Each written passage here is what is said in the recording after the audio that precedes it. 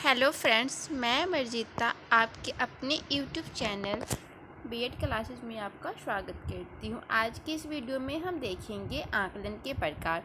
आकलन के कितने प्रकार हैं, कौन कौन से प्रकार हैं और इसके पूरे डिटेल में जानेंगे। वीडियो थोड़ा सा लंबा होगा, लेकिन उसके लिए कोई चिंता करने की बात नहीं है, क्योंकि हमें आकलन के बहुत सारे टाइप्स दिए गए हैं। हम सबको एक एक करके पढ़ेंगे। तो आइए हम देखते हैं उद्देश्य के आधार पर आकलन जो है वह कौन कौन सी है। उद्देश्य के आधार पर रचनात्मक आकलन, संकलनात्मक आकलन, संकुल, नैदानिक, मानक और मापदंड। फिर है प्रकृति और क्षेत्र के आधार पर शिक्षककृत, मानकीकृत। अनुक्रिया के आधार पर मौखिक, लिखित और प्रदर्शन। संदर्भ के आधार पर बाय, स्वयं और शिक्षक। लास्ट है प्रकृति के आधार पर सूचनाओं को जमा करना, मात्रात्मक और गुणात्मक। सबको हम एक एक करके देखेंगे। उद्देश्य के आधार पर संरचनात्मक, रचनात्मक, निर्माणात्मक। नाम से ही पता चल रहा है कि यह क्या बोध करा रहा है। इस आकलन के द्वारा क्या होता है, जो छात्र है वह कहाँ पे कमी है उसकी, कहाँ पे वह गलती करता है, हम उसको सुधार करते हैं, हम उसका निर्माण करते हैं कि बालक जो है, छात्र जो है, वह किस तरह से सही करेगा।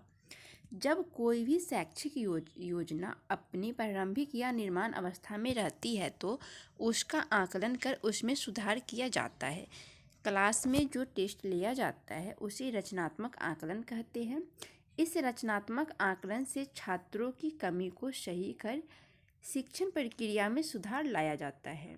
अर्थात किसी भी शैक्षिक योजना का आकलन उसकी प्रभावशीलता, गुणवत्ता, वांछनीयता या उपयोगिता को बढ़ाने के लिए किया जाता है, तो उसे संरचनात्मक आकलन कहते हैं या रचनात्मक आकलन कहते हैं।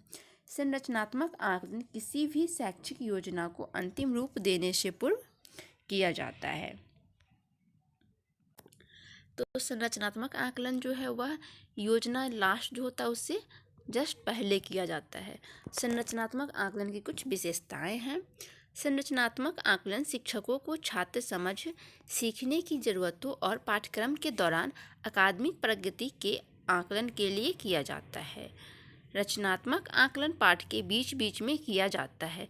जब हम कक्षा में पढ़ा रहे होते हैं तो छात्रों से जो पढ़ाए हैं उसी से रिलेटेड क्वेश्चन पूछ लेते हैं, तो हमें पता चलता है कि अच्छा जो हम पढ़ाए हैं बच्चा वही जवाब दे रहा है या फिर कुछ और समझ के कुछ एक्स्ट्रा भी हमें बता रहा है।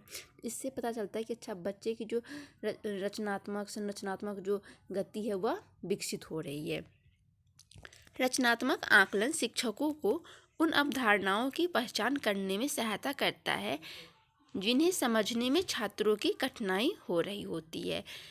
जहाँ पे छात्र समझने में प्रॉब्लम आ रही है वहाँ पे क्या होता है, रचनात्मक आकलन जब हम करते हैं तो पता चलता है कि छात्रों की यहाँ पे कमी है, तो हम उसे सुधार करते हैं। रचनात्मक आकलन के छात्र और शिक्षक दोनों के लिए गुणात्मक प्रक्रिया शामिल होती है। रचनात्मक आकलन जो है शिक्षक के लिए और छात्र के लिए दोनों के लिए महत्वपूर्ण है।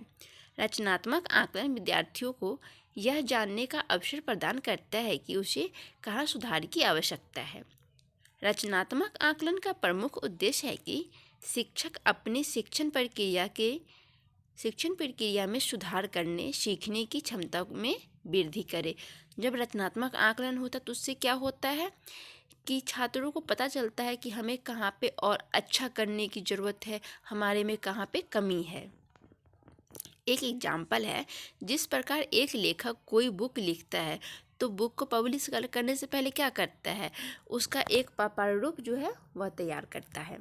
तो पुस्तक के प्रकाशन व वितरण से पहले उसका एक प्रथम प्रारूप तैयार करता है तथा इस प्रारूप से उस पुस्तक की कमियां व त्रुटियों को दूर कर उसमें सुधार करने का यथासंभव प्रयास करता है तथा उस पुस्तक की संपूर्ण विषय वस्तु का पुनः गहन अध्ययन करके लेखक गुणवत्ता की जांच करता है, ताकि उस पुस्तक को पढ़ने और पढ़ाने में उपयोगी सिद्ध हो सके एवं यह पुस्तक उन्हें सार्थक व शुद्ध जानकारी दे सके। हम कह सकते हैं कि आकलन शैक्षिक कार्यक्रम तैयार करने में सहायता करता है। हम किसी भी चीज़ को जब प्रस्तुत करते हैं, हमारा वो नाटक हो या फिर एग्ज़ाम हो, तो उससे पहले क्या करते हैं, हम उसका एक थोड़ा सा पहले अपने आप में देख लेते हैं कि हमारा ये प्रस्तुत जो है वह सही है या नहीं है, कहाँ पे त्रुटि है। तो वही आकलन भी है कि हम फाइनल एग्ज़ाम जो देने जा रहे हैं उससे पहले हम क्या करते हैं, खुद का आकलन करते हैं। शिक्षक के द्वारा भी आकलन होता है या फिर हम खुद के द्वारा भी आकलन करते हैं। योगात्मक आकलन, इसमें क्या होता है, इसमें ग्रेडिंग दिया जाता है। योगात्मक आकलन में योगात्मक आकलन एक निश्चित अवधि के पश्चात विद्यार्थी या छात्र का पूरा प्रदर्शन निर्धारण के लिए किया जाता है। योगात्मक आकलन पूरा पढ़ाई होने के बाद किया जाता है। योगात्मक आकलन में छात्रों को ग्रेड या मार्क्स प्रदान होता है जो उनके प्रदर्शन के स्तर को बतलाता है। योगात्मक आकलन से यह भी पता चलता है कि हम अपने उद्देश्यों के प्रति में कितने सफल रहे। योगात्मक आकलन का प्रमुख उद्देश्य है कि यह एक निश्चित अवधि में शिक्षक एवं छात्र के संपूर्ण गतिविधियों के बारे में बताता है। इसमें क्या होता है, टाइम निश्चित होता है और ग्रेड मिलता है कि इतने टाइम में हमने ये क्वेश्चंस उनको दिया है आंसर, तो हमारा ये ग्रेड आया। हम मतलब टाइम का हमारे पास जो होता है वो लिमिट होता है। ऐसा नहीं कि हम कितने भी टाइम हमारे पास है और हम कुछ भी आंसर दे सकते हैं। उसमें ग्रेडिंग दिया जाता है, बच्चों से कंपेयर किया जाता है। तो ये योगात्मक आकलन यही होता है। दूसरे शब्दों में हम कह सकते हैं कि योगात्मक आकलन में यह भी देखा जाता है कि कौन सी योजना या कार्यक्रम को चालू रखने की ज़रूरत है और किसकी ज़रूरत पूरी हो चुकी है। जब हम आकलन करते हैं तो यह देखते हैं कि छात्रों में यदि बोलने की स्किल है वो पूर्ण है तो हम उस पर ध्यान नहीं दें। जो उनकी यदि लिखने की कैपेसिटी कमज़ोर है तो उस पर ध्यान देते हैं। जो कमी होता है उस पर हम फोकस करते हैं कि वो मेंटेन हो जाए। जैसे छात्र जब कोई वार्षिक परीक्षा देता है तो उसे मार्क्स ग्रेड तो मिलता ही है, साथ ही साथ उस छात्र की प्रगति के बारे में भी पता चलता है कि शिक्षण की विधि को इसी तरह से आगे के बच्चों के साथ भी पढ़ाया जाए या चेंज करने की ज़रूरत होती है। जब हम एक किसी भी टॉपिक को किसी भी सब्जेक्ट को एक क्लास में पढ़ाते हैं और जब फाइनल रिजल्ट आता है तो उससे क्या होता है, हम खुद को भी जज करते हैं कि हमने किस तरह से पढ़ाया था जो बच्चे के ये मार्क्स आए, और फिर हमें कहाँ पे प्रोग्रेस करने की ज़रूरत है। हाँ, सबके अच्छे स्कोर है तो ठीक है, हम इसी चीज़ को अच्छे से पढ़ाएंगे। नहीं, कहीं पे कमी रह गया है तो फिर उसे चेंज करते हैं, फिर हम अलग तरीके से पढ़ाते हैं। योगात्मक आकलन के दौरान शिक्षक और छात्र दोनों का ही आकलन होता है, जिसमें किसने कहाँ पर कितना कमी है। जब हम आकलन करते हैं तो क्या होता है कि शिक्षक का भी आकलन होता है हर बार और छात्रों का भी होता है कि छात्र की कमी कहाँ पे थी, शिक्षक की कमी कहाँ पे थी। तो वही है कि किसमें कहाँ और कितना कमी रह गया है। नेक्स्ट है संकुल आकलन। इसका दूसरा नाम क्या है, लक्षणात्मक आकलन। इसमें क्या होता है, लक्ष्य निर्धारित होते हैं कि हमें इस लक्ष्य पे पहुंचना है, हमें इतने मार्क्स लाने हैं, हमें ये करने हैं। कुछ प्रकार के आकलन जो शैक्षिक संदर्भ के प्रयोग किए जाते हैं वे अनिवार्य रूप से लक्षणात्मक आकलन कहलाते हैं। जैसे उपलब्धि आकलन की अपेक्षा अभिवृद्धि आकलन जो किसी क्षेत्र विशेष निष्पादन की भविष्यवाणी करते हैं। नेक्स्ट है नैदानिक आकलन। नैदानिक आकलन विशेष रूप से एक विशेषज्ञ प्रक्रिया है जिसका संबंध लगातार बने रहने वाली या अचानक उत्पन्न होने वाली अधिगम कठिनाइयों से है। यदि एक विद्यार्थी निरंतर कोई पाठ्य विषय को सीखने में असफल होता है, जब विभिन्न तकनीकों को भी अपनाया गया हो और सफलता प्राप्त न हुई हो, तब निरंतर बनी रहने वाली शिक्षण पद्धति अपनाने के लिए निगमनात्मक आकलन पर उपचारात्मक योजना बनाई जाती है। नैदानिक के बाद उपचार कर नैदानिक प्रक्रिया को सफल बनाया जाता है। हम किसी भी विधि के द्वारा जब छात्रों को पढ़ा रहे हैं और छात्र बार बार असफल हो रहे हैं, आंशिक असफल ही हो बट असफल हो रहे हैं, तो हम क्या करते हैं, हम निदान करते हैं कि कहाँ पे कमी रह गई है, हमें किस तरह से पढ़ाना चाहिए, फिर हम उसका उपचार करते हैं, उस विधि के द्वारा पढ़ाते हैं। अब है मानक संदर्भ। आकलन के द्वारा छात्रों को स्टैंडर्ड का भी पता कर पाना आसान हो पाता है। जब हम आकलन करते तो क्या होता है, हमें पता है कि एक ग्रेडिंग, कि इस छात्र को हम जिस विधि से पढ़ा रहे हैं उसी तरह से पढ़ाएंगे तो भी यह सफल कर जाएगा। किसी का क्या होता है, थोड़ा सा प्रोग्रेस करने की ज़रूरत होती है। किसी किसी का ऐसा होता है ना कि मतलब मंद बुद्धि वाले बिल्कुल छात्र होते हैं, जिन्हें हम बिल्कुल अलग तरीके से ही हमें पढ़ाना पड़ेगा, तो उसके लिए हम अलग विधि का प्रयोग करते हैं। तो यह कब तक संभव होता है, जब हम उसका आकलन करते हैं। आकलन के बाद छात्रों की कमी को देखकर उसके कमी को दूर किया जाता है। नेक्स्ट है मापदंड। निष्कर्ष। निष्कर्ष क्या निकलता है, जब हम आकलन करते हैं किसी भी चीज़ का तो निष्कर्ष निकलता है कि हमारी विधि जो थी वह सही थी, कमी थी, किस छात्र के लिए वह सही थी, किसके लिए नहीं थी। तो वही है, आकलन से यह निष्कर्ष निकलता है कि छात्र किस दिशा में पूर्ण है और किस दिशा में उसे और मेहनत करने की ज़रूरत है। छात्रों की कमी को देखा जाता है कि किस विषय में छात्र कमज़ोर है, किस टॉपिक को वह नहीं पकड़ पा रहे हैं, क्या हमें अपने पढ़ाई को जो है वह चेंज करना चाहिए, विधि को चेंज करना चाहिए, रुचिकर बनाना चाहिए, या फिर कहाँ पे कमी आ रही है जो छात्र जो है वह पूर्ण नहीं सीख पा रहे हैं या फिर सीख पा रहे हैं, तो हम उसी चीज़ को फिर से दोहराएंगे। तो हमारा फर्स्ट कंप्लीट हो गया। अब सेकेंड है प्रकृति तथा क्षेत्र के आधार पर। प्रकृति तथा क्षेत्र के आधार पर शिक्षककृत बोले या फिर अध्यापक निर्मित आकलन बोले हम। जब शिक्षक आकलन की रूपरेखा निश्चित होती है तो उस आकलन में शिक्षक और छात्र दोनों का आकलन होता है। छात्र के आकलन के दौरान शिक्षक की भी आकलन हो जाती है।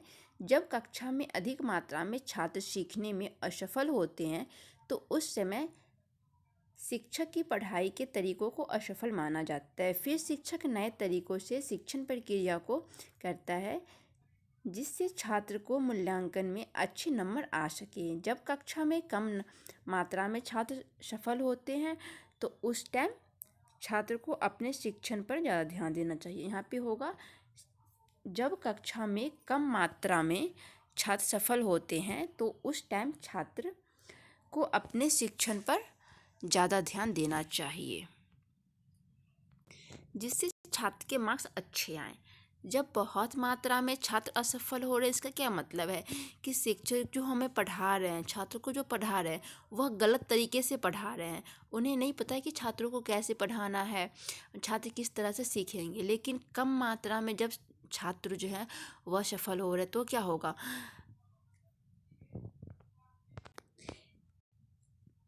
यहाँ पे होगा, जब कक्षा में कम मात्रा में छात्र असफल होते हैं तो उस टाइम क्या होता है, छात्र को मेहनत करने की ज़रूरत होती है क्योंकि शिक्षक जो है वह सही तरीके से पढ़ा रहे, तभी तो बहुत सारे बच्चे जो हैं वह सफल हुए हैं। तो यहाँ पे असफल होगा।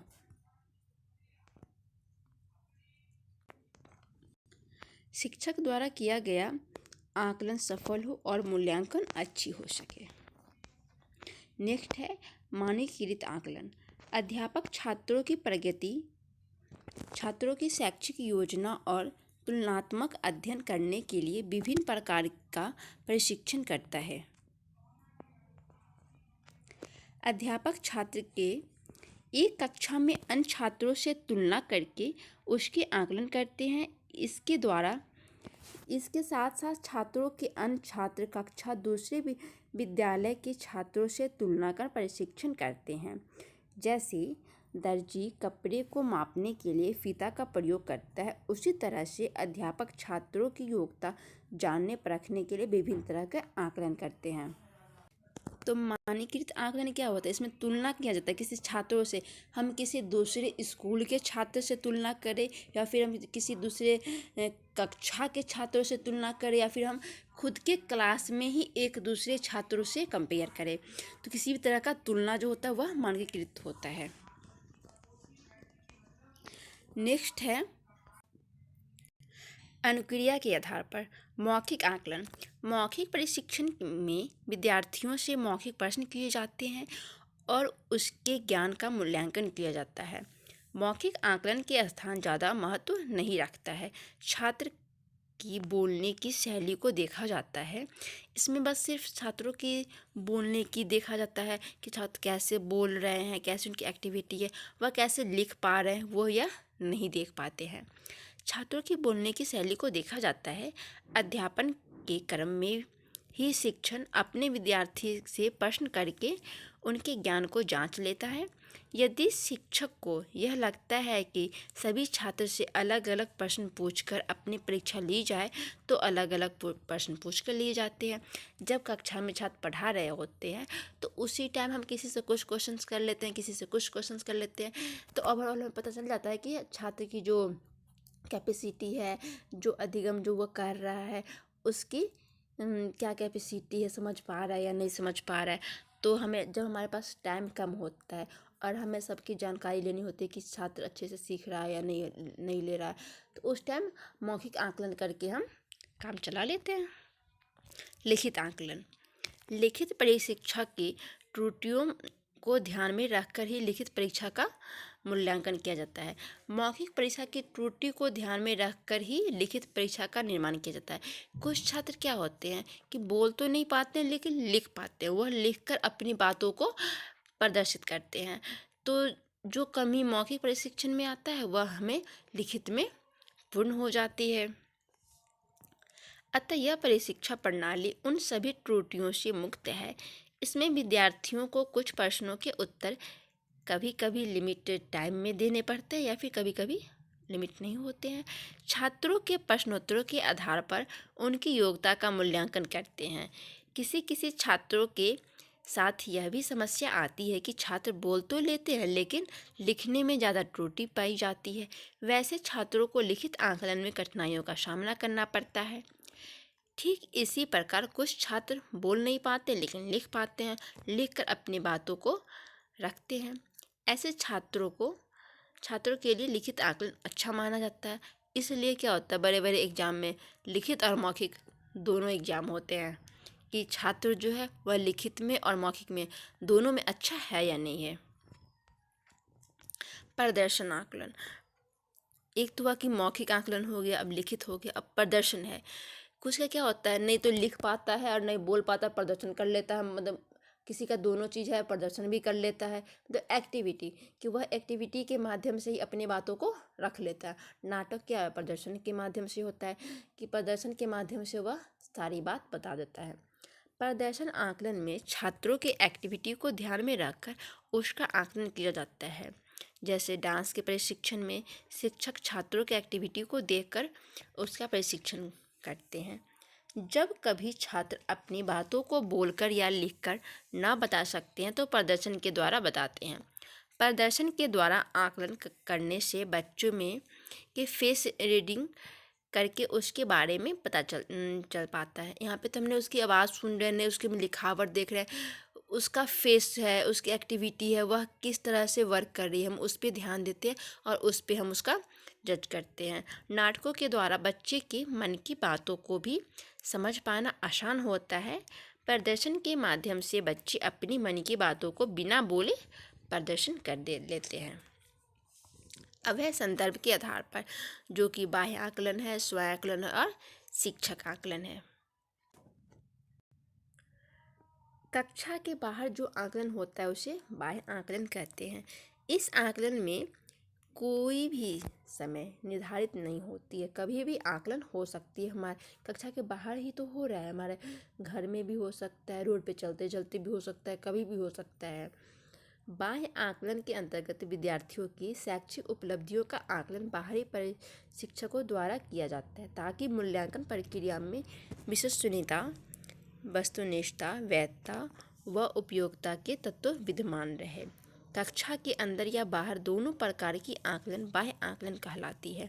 अब कोई छात्र क्या होता है, पढ़ने में तो बहुत अच्छा होता है, बोल भी लेता है, लिख भी लेता है, लेकिन और बाहरी जो एक्टिविटी उसकी होती है, लोगों के साथ कैसे रहना है, कैसे बोलना है, वो उनके अंदर नहीं होती है। तो बाह्य आकलन में क्या होता है, उनका वो भी आकलन होता है।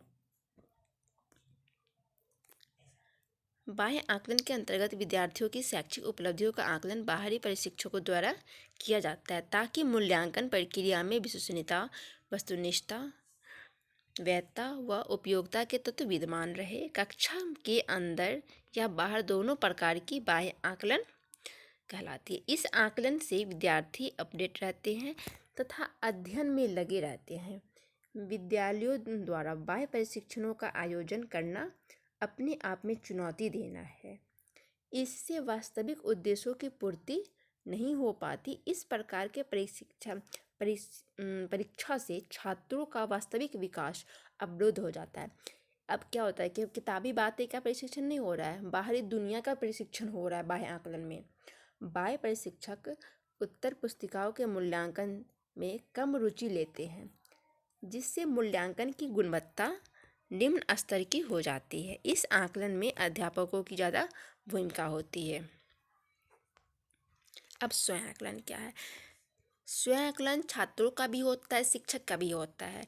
जब हमें स्वयं आकलन क्वेश्चंस में आए तो हम दोनों का अलग अलग करके लिख सकते हैं, लेकिन हमारे टाइप में क्या दिया है? स्वयं आकलन भी दिया है, बाह्य आकलन और शिक्षक आकलन भी दिया है। जब शिक्षक आकलन में अलग से दे ही रहा है तो स्वयं आकलन में हम छात्र का जो स्वयं आकलन होगा हम उसके बारे में लिखेंगे सिर्फ। और जब क्वेश्चन हमें सिर्फ स्वयं आकलन के बारे में आ रहा है तब हम उसमें शिक्षक और छात्र दोनों का लिख सकते हैं। लेकिन जब टाइप में आ रहा है तो इसमें दोनों अलग अलग पॉइंट दिया हुआ ही है तो हम अलग अलग लिखेंगे। तो स्वयं आकलन में क्या होगा? छात्रों का जो स्वयं आकलन होगा हमें उसके बारे में बताना है। जब छात्र खुद का आकलन स्वयं करते हैं तो क्या होता है, उनकी जो कमी होती है खुद पता चल जाता है। तो कैसे पता चलेगा? या तो वह अपने कक्षा में दूसरे छात्रों को देखकर करे, या फिर वो जो पिछले बार एग्ज़ाम दिए थे उसमें कितना मेहनत किए थे तो कितना नंबर आया था उस बेस पे कर सकते हैं, या फिर अपने भाई बहन को देख के कर सकते हैं, अपने शिक्षकों को देख के कर सकते हैं कि किसने कितना मेहनत किया था, कितना आया था, हम किए तो हमें कितना आया, हम इतना पढ़ाई किए तो हमारा मार्क्स इतना आया, और पढ़ेंगे तो कितना आएगा। तो स्वयं का आकलन जब हम खुद करते हैं तो हमारी कमी जो होती है हमें पता चल जाती है। तो जब छात्र खुद का आकलन करने लगता है तो उसे अपनी कमी को दूसरे के पास रखने की ज़रूरत नहीं पड़ती है, उसे पता चल जाता है। छात्र अपने सहपाठी को देखकर उसे तुलना करके भी स्वयं का आकलन कर सकते हैं। अब नेक्स्ट है शिक्षक आकलन। तो शिक्षक आकलन क्या होगा? शिक्षक का आकलन होगा। शिक्षक का आकलन छात्र भी कर सकते हैं कि वह छात्र शिक्षक जो थे वो ऐसे पढ़ाते थे, वो शिक्षक ऐसे पढ़ाते हैं, या फिर जब छात्र असफल हो रहा है उस टाइम में शिक्षक का आकलन होता है कि शिक्षक की कहीं ना कहीं कमी रह गई थी पढ़ाने में, जो छात्र असफल हुए। यदि कम मात्रा में छात्र असफल हो रहे हैं तो शिक्षक को ज़्यादा दोषी नहीं दिया जाएगा, लेकिन यदि ज़्यादा मात्रा में छात्र असफल हो रहे हैं तो शिक्षक वहाँ पे दोषी है। तो शिक्षक का आकलन छात्रों के आकलन के द्वारा ही हो जाता है। छात्र और शिक्षक दोनों का आकलन साथ साथ चलता है। शिक्षक का आकलन छात्रों द्वारा भी किया जाता है, और जब छात्र का आकलन हो रहा होता है तो शिक्षक का आकलन भी होता है। माना जाता है यदि कोई छात्र असफल हुआ, इसका अर्थ क्या है? यह नहीं कि सिर्फ छात्र ही असफल हुआ है, शिक्षक भी असफल हुआ है, ये तो बता ही चुके हैं। अब नेक्स्ट है प्रकृति के आधार पर सूचनाओं को जमा करना, जो कि मात्रात्मक और गुणात्मक दो प्रकार के हैं। व्यक्ति अथवा व्यक्ति में उपस्थिति उस गुण या विशेषता की मात्रा को बतलाया जाता है। जैसे यह कहना कि रीता की लंबाई इतना है, यह क्या है? एक मात्रा बता रहा है। मात्रात्मक आकलन आंकड़ों को इकट्ठा करने में मदद करता है, जिसका विश्लेषण मात्रात्मक तरीकों का उपयोग करके किया जाता है। इसकी संख्यात्मक अंकों या रेटिंग पर बहुत अधिक निर्भरता होती है। मात्रात्मक आकलन संख्याओं के आधार पर काम करता है। यह एकत्रित करना, विश्लेषित करना, व्याख्यान करना, परिमाण, रुझान और मापदंड मुख्य रूप से विषय आधारित प्रदर्शन पर ध्यान केंद्रित करने वाली शैक्षिक उपलब्धियों से संबंधित होती है। मात्रा के आधार पर आकलन करना, इस आकलन में नंबर को देखा जाता है, ग्रेड को प्राथमिकता दी जाती है। यह नहीं देखा जाता है कि छात्र को कम अंक आए हैं तो क्यों आए हैं, इसकी तरफ ध्यान नहीं दिया जाता है। छात्रों की असफलता में शिक्षक की भी असफलता पाई जाती है। अच्छे शिक्षक वे नहीं जो कुछ छात्रों के अच्छे अंक को लेकर चले। अच्छे शिक्षक वे होते हैं जो कमज़ोर छात्र को भी सफलता की राह दिखाते हैं। इसके लिए उन्हें विभिन्न विभिन्न प्रकार के उपकरण शिक्षण प्रक्रिया को अपनानी पड़ती है। तो मात्रात्मक क्या था? मात्रात्मक में क्या है, ग्रेड दिया जाता है, एक टेबल बनाया जाता है कि इसका ये ग्रेड है, इसका ये ग्रेड है। लेकिन गुणात्मक में क्या होगा, गुण के आधार पे होगा। मात्रात्मक आकलन के विपरीत गुणात्मक आकलन है, स्कोर या संख्या को नहीं देखा जाता बल्कि क्या देखा जाता है, इसमें उसके गुण को देखा जाएगा। गुणात्मक आकलन मुख्य रूप से विद्यार्थी के व्यक्तित्व के गैर शैक्षिक और ज़्यादातर सभी महत्वपूर्ण पहलू जैसे सामाजिक, भावनात्मक, व्यवहारिक और नैतिक सहित मूल्यांकन करता है। इसमें क्या होता है, सिर्फ उसके ग्रेड को मतलब किताबी कीड़ा बोलते हैं ना, वैसा चीज़ नहीं है। इसमें सब कुछ को देखा जाता है कि बच्चा जो वह समाज में किस तरह से व्यवहार करता है, वह अपने छात्रों के साथ कैसा है, सहपाठी के साथ कैसा है, भाई बहन के साथ कैसा है, शिक्षक के साथ कैसा व्यवहार कर रहा है। इसमें छात्रों के गुणों को महत्व दिया जाता है। छात्रों के व्यवहार, बोलने के तरीके इत्यादि को देखा जाता है।